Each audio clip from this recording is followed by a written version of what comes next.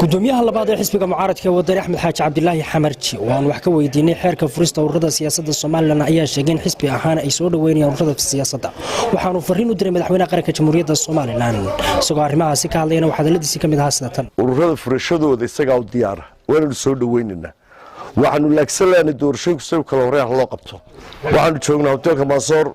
waxaanu ay waftigii ballaanaa gobolka Togdheer aynu oran karno waxa ka dhacay hawshii ballaanayd ee mudakarka ahayd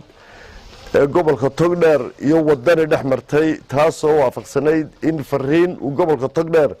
fariin isku duubniyo uu diray qaranka Soomaaliland markasta joogaanba taasoo ay ku muujinayaan isbedel doon yihiin qayb kamid ah ayaanu odayaashii saaka halkan kula kulanay deegaanka magaalada Burco ee awal bari taasoo Britolo kulay aanu iyaga shir ballaaran gali doono insha Allah taala xusbiga wadaniga waana shirarkii ka socday iyo soo dhaweyntii gobolka Togdheer ka socotay qayb kamid ah insha Allah bismillaah taala waxaan u rajaynayaa xukuumadda Soomaaliland iyo madaxweynaha qaranka Jamhuuriyadda Soomaaliland in wax uu ku qaato fariinta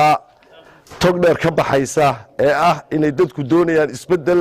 dimuqraadi ah oo ku dhaca xilligiisii wixii waxa dhaafsiisan waa wax qarankeena iyo ammaankeena iyo deganaanshadeena iyo xasiloonideena gelin kara khalkhal sida daraadeed mudan madaxweyne hadaad doorashada qabato oo laga helo waxaad ku noqon doontaa credit aad u fiican hadaad heshana mid leeg bay ku noqon cimri tagay ceeb laguma sagootiyo sidii fiicnayd ee u socotay ayaan mar labaad ku soo noqon qaba doorashada waxaan leeyahay bahweynta Jamhuuriyadda Soomaaliland iyo wada jirkeeda ilaahayna waxaan uga baryayaa inuu abaaraan inaga soo jabiyo ilaahay wadankana uu nimcada inoo shubo wassalaamu calaykum waraxmatullaahi wabarakaatuh